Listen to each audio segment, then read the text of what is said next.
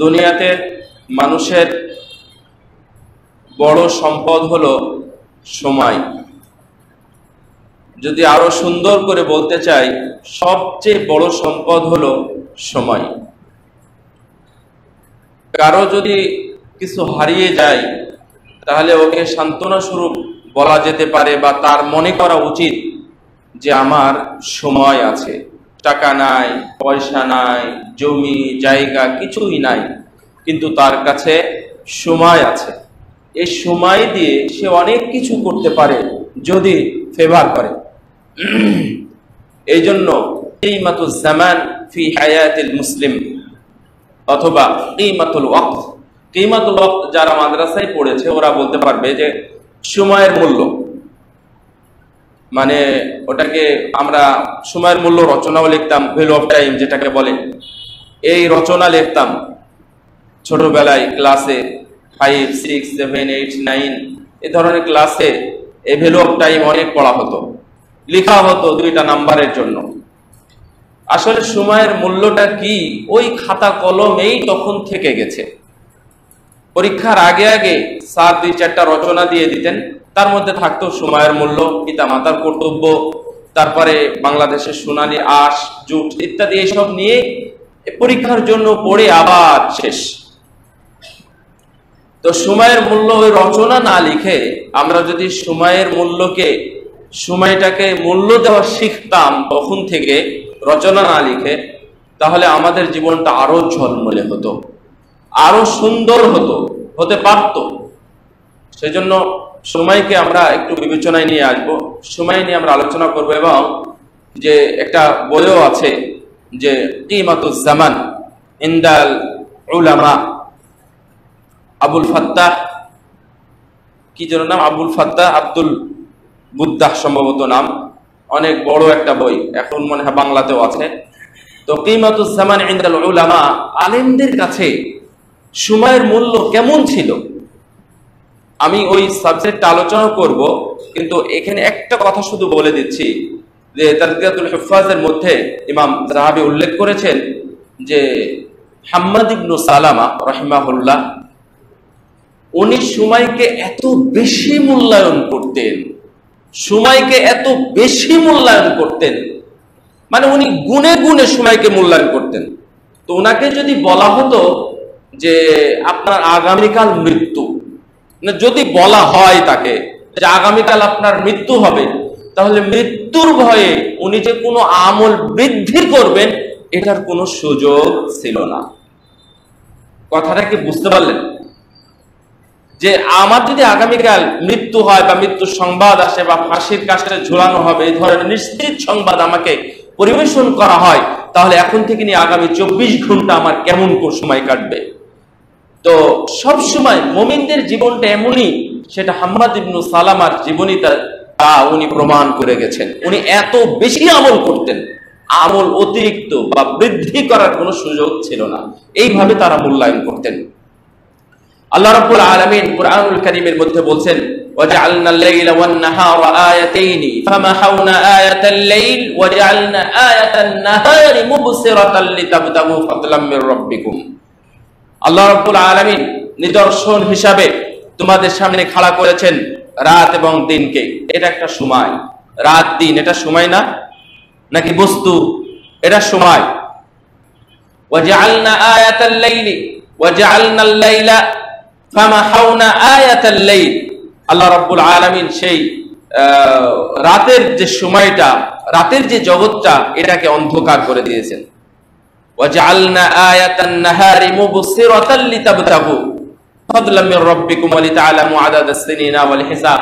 আর এই দিন যেটা, এই দিনকে করে দিয়েছেন দেখার জন্য, আলোক ঝলমল করেছেন, আলোকিত করেছেন। কেন? যেন আল্লাহ রাব্বুল আলামিন যে অনুগ্রহ দিয়েছেন, নিয়ামত দিয়েছেন, এটাকে আমরা আহরণ করতে পারি, যেন তোমরা আহরণ করতে পারো। আজকে যদি এখন রাতের মতোই অন্ধকার হতো তাহলে এত মানুষ এখানে জমা হতো না। জুমার জন্য মানুষের যেই যে কোলাহল, চলাফেরা, যাতায়াত, কথাবার্তা সবকিছু বেড়ে গেছে রাতের অন্ধকার দূরীভূত হওয়ার কারণে। আল্লাহ এটাই বলছেন যে লিতাবতাগু ফাদলাম মির রাব্বিকুম, তোমাদের প্রতিপালকের পক্ষ থেকে দেওয়া যে নিয়ামত, যে ফজল, যে নিদর্শন আছে, এটাকে যেন তোমরা আহরণ করতে পারো, এই জন্য এই দিন করা হয়েছে তোমাদের জন্য। দেখেন, রাত্রে শুধু নাইট গার্ড চলে, নাইট গার্ডের চাকরি চলে, আর কোনো চাকরি হয়? আর কোনো চাকরি নাই, সব দিনের বেলায়। আর একটা কি, ওয়ালিতা'লামু আদাদাস সিনিনা ওয়াল হিসাব, এবং আরো কি, তোমরা যেন দিন এবং বছরকে তোমরা গণনা করতে পারো, তোমরা যেন হিসাব রাখতে পারো। ওয়াকুল্লা শাইইন ফাসসালনাহু তাফসীলা, আমি আল্লাহ এগুলো সব বিস্তারিত আলোচনা করেছি, বিস্তর আলোচনা করা আছে, সব বিস্তারে আলোচনা করা আছে, কোনো সংকীর্ণতা নাই, স্পষ্ট ভাবে সবকিছু বলে দেওয়া আছে। আল্লাহ রাব্বুল আলামিন আরো বলেছেন, ওয়াকুল্লা ইনসানিন আলজামনাহু তাইরাহু ফি উনুকি, এটা উনুক মানে হচ্ছে ঘাড়, গ্রীবা, এই যে এটাকে বলা হয়, পুরোটাকেই বলা হয়। আল্লাহর উদ্দেশ্য হলো এখানে আমি লাগিয়ে দিয়েছি সময়কে, প্রত্যেক মানুষের জন্য এই সময়কে আমি বেঁধে দিয়েছি তার ঘাড়ের সাথে, তার রগের সাথে। তার মানে কি, মৃত্যুকে। এই মৃত্যুকে আল্লাহ রাব্বুল আলামিন এখানে আমাদের প্রত্যেক মানুষের সাথে বেঁধে দিয়েছেন। ওয়াকুল্লা ইনসানিন আলজামনাহু তাইরাহু ফি উনুকি ওয়া নুখরিজু লাহু ইয়াওমাল কিয়ামাতি কিতাবান ইয়ালকাহু মানশুরা, কিয়ামতের দিন এখান থেকেই তোমাদের কেতাবাদি বের করা হবে, বের করে সেটা তোমার সামনে ধরা হবে, সেটা ছড়িয়ে দেওয়া হবে। তখন বলা হবে, ইকরা কিতাবাক কাফা বিনাফসিকাল ইয়াওমা আলাইকা হাসিবা, কিয়ামতের দিন বলা হবে, পড়ো, ছড়িয়ে দেওয়া হয়েছে তোমার জন্য কিতাব, তোমার লিখো, যা কিছু লেখা ছিল সব কিছু এখানে দেওয়া আছে, এখন তুমি পড়ো। আর হিসাবের জন্য অন্য কারো সহযোগিতা লাগবে না, তুমি আনা, তুমি নিজেই যথেষ্ট। তুমি কি করেছো না করেছো, চোখটা বন্ধ করলে আমরা যেমন বুঝতে পারি গত 24 ঘন্টায় আমি কি করেছি। রাত্রে ঘুমানোর সময় যারা চিন্তাশীল, চিন্তা করে আমি আজকে কতটা মিথ্যা বলেছি, কতজনকে ফাঁকি দিয়েছি, কতজনকে আমি ঠকিয়েছি ব্যবসার ক্ষেত্রে, কতটা ভালো কাজ করেছি বা কতটুকু করা উচিত ছিল আমি করিনি, সব চিন্তা মানুষ করে।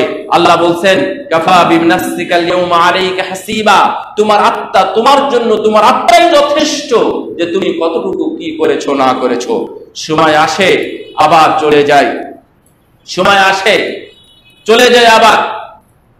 হাসানুল বসরি রাহিমাহুল্লাহ বলতেছেন যে ইন্নামা আনতা আইয়াম, তুমি তো কয়েকদিনের জন্য মেহমান মাত্র, মানে তুমি কয়েকদিনের সমষ্টি মাত্র। ফাইদা যাহাবা ইয়াউমুন যাহাবা বা'দুক ইয়া ইবনে আদম, হে আদম সন্তান, তুমি কয়েকদিনের সমষ্টি মাত্র, যখন এর থেকে একটা দিন চলে যায় তোমার থেকে বড় একটা অংশ চলে যায়। আপনাকে সময়, আমার কিছু অভিজ্ঞতা বা কিছু শোনা আছে। আমার এক স্যার গল্প করেছিলেন, আমার প্রিয় স্যারদের একজন স্যার, এটা উস্তাদ না। তো স্যার বলেছিলেন, আমি যখন চাকরি করতে যাই, সরকারি চাকরি করার আগে আমাকে অফিস থেকে কোন এক কারণে আর কি, অনেকদিন আগে 1993-94 কথা বললেন যে আগামী 14 ঘন্টা সময়, 14 ঘন্টা সময়ের মধ্যে আপনি এই কাজটা করবেন, এই কাজটা করলে আমরা আপনাকে চাকরি দেব। অফিস থেকে এটা বলা হলো। বলছে যে 14 ঘন্টা সময়ের মধ্যে আমি 16 ঘন্টা পার হওয়ার পরেও আমি কাজ শেষ করতে পারিনি। বলেছিলাম যে আর 2 ঘন্টার দরকার। তো বলেছিলেন যে না, আর 1 ঘন্টা আপনাকে দেওয়া হয়েছিল, ওটা শেষ, আপনি আর পারবেন না। এটা ওনার লাইফে রাজশাহী বিশ্ববিদ্যালয় থেকে তৎকালীন সময়ে ম্যাথের উপরে, অর্থাৎ গণিতে ফার্স্ট ক্লাস নিয়ে পার হয়েছিলেন, অনেক ভালো মেধাবী আমার স্যার ছিলেন। তো সময়টা আপনার জীবনেও দেখবেন যে অনেক কিছু আছে। যখন একদিন চলে যায় তখন তার একটা অংশ চলে যায়, ওই অংশকে আপনি আর কোনো দিন ধরতে পারবেন না।